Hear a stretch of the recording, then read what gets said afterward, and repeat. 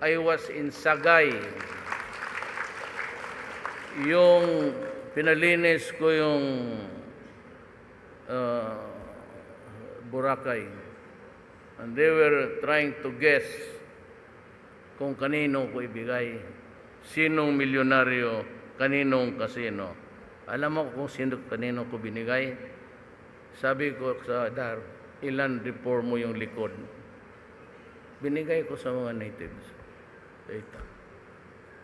Walang negosyo. Hindi mo matayuan kasi agricultural land eh.